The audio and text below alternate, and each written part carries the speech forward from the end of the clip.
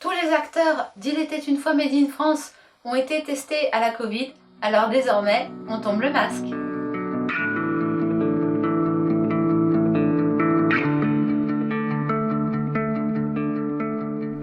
Je peux également vous proposer ce modèle? Mais ce n'est pas du tout ce que je recherche. Vous êtes sûr que vous n'avez plus du tout celui-là? Parce que vous comprenez, si mon prince s'aperçoit que j'ai perdu une des pantoufles qu'il m'a offertes à la Saint-Valentin, il risque d'être très peiné. Non, mademoiselle, je vous l'ai déjà dit. Ce modèle est actuellement en rupture de stock. Mais comment vais-je faire? Mon prince risque d'être tellement déçu. Bonjour mesdames. Oh, ma pantoufle! Oh merci! Je suis sauvée! Oui, c'est votre marraine qui m'envoie vous la remettre. Elle vous a désigné pour la prochaine interview et m'a chargé de vous rendre ce soulier. Ah bah bravo, c'est comme ça que vous soutenez le commerce local. Cela fait 3 heures que je sors tous mes modèles dans l'espoir de faire une vente et tout ça pour rien. Je vais devoir tout ranger. Moi, je suis désolée. Elle aurait dû aussi m'envoyer des petites souris ou des oiseaux. J'espère que les abonnés d'Il était une fois Made in France viendront nombreux soutenir mon commerce. Oh ma chère marraine, elle est toujours là pour me sortir des mauvais pas. Donc vous avez des questions pour moi? Eh bien, ne vous gênez pas, faites comme chez vous. Installez-vous ici pour l'interview pendant que nous y sommes. Oh merci beaucoup, c'est vraiment gentil. Je vais commencer par une question qui a été posée par plusieurs de nos followers. Ayant eu une affreuse belle-mère, avez-vous par la suite demandé à votre époux le prince qu'elle soit punie pour tous vos malheurs, ou bien avez-vous réussi à lui pardonner et à l'oublier? Je n'ai pas cherché à me venger. Toute petite, on m'a appris à être bienveillante envers chacun et à voir le meilleur en chaque personne. J'ai vu chez ma belle-mère l'inquiétude d'une mère pour l'avenir de ses 2 filles. Et j'ai veillé à ce que chacune trouve son bonheur. Ainsi, il n'y a plus aucune raison de cultiver de l'aigreur ou de l'angoisse.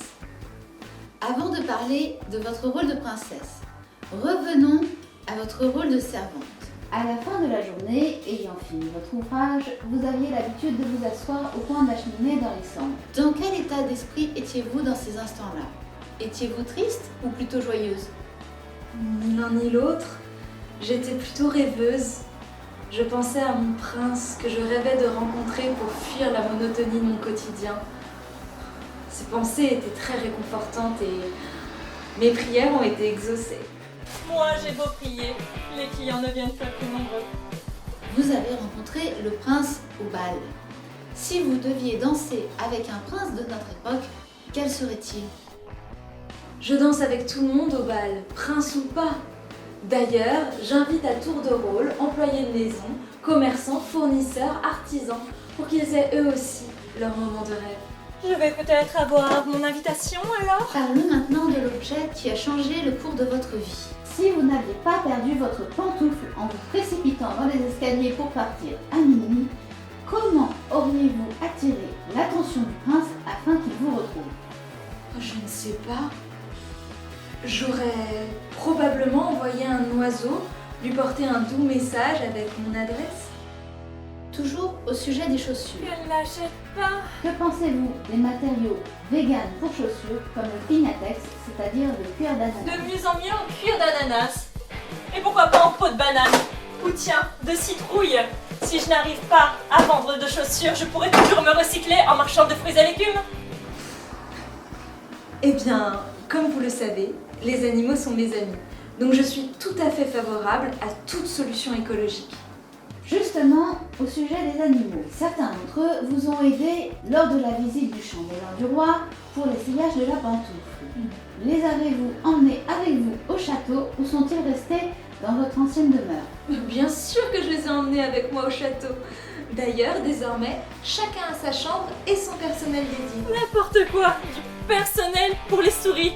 Et pourquoi pas des manicures pour oiseaux? Le fait de devenir princesse a-t-il modifié votre état d'esprit, vos convictions et vos priorités? À quelle cause êtes-vous la plus sensible? Toutes les causes sont justes. Évidemment, je suis particulièrement sensible à la cause animale et à l'écologie. Et justement, afin de limiter la pollution, j'invite à consommer local. Un monde meilleur, c'est l'affaire de tous. Quel est le meilleur conseil que Marraine la Bonne Fée vous ait donné et qu'à votre tour vous pourriez prodiguer aux autres jeunes femmes? toujours rester soi-même et toujours croire en ses rêves. Il n'y a que comme ça qu'ils se réalisent. Et si Marraine la Bonne Fée vous proposait de réaliser un nouveau vœu, quel serait-il? Sauver les commerçants! Oh oui, sauver les commerçants, c'est une bonne idée. Merci, cher Cendrillon, pour avoir répondu aux questions de vos fans. Et maintenant, pour clore cette interview, un petit jeu rituel. Qui désignez-vous pour la prochaine interview? Eh bien, voyez-vous, j'ose à peine le dire, car je ne veux pas décevoir ma chère marraine. Et j'aime beaucoup le prince, qui est très charmant, et mes sentiments pour lui sont sincères. Mais je dois bien avouer... Enfin, vous savez, il est très occupé avec les affaires d'État, et je me retrouve souvent seule, et je m'ennuie un peu. Et donc? Alors je vais vous faire une confidence. J'aimerais me faire de nouveaux amis qui aient de l'humour et qui soient pas trop guindés comme toutes ces personnes de la cour. Et qui désignez-vous? Eh bien, je souhaiterais, enfin, j'aimerais connaître un bad boy.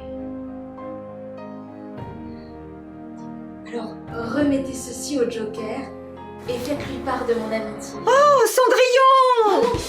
Ah non, pas le Joker! Ah, pas lui! Ah, mais c'est une vraie mission suicide! Puis-je vous conseiller d'autres accessoires, madame? J'ai de nombreux articles à vous proposer. Vous n'achetez pas.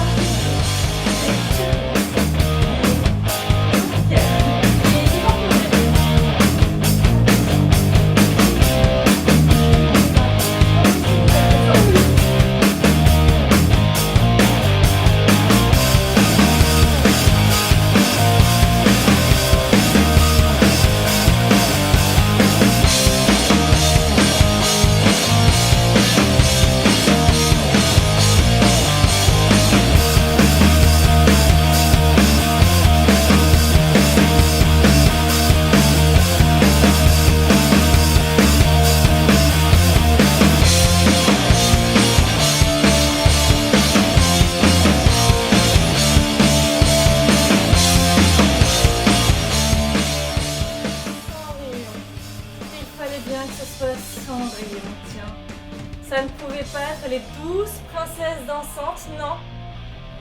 12 princesses qui usent chaque jour une paire de souliers.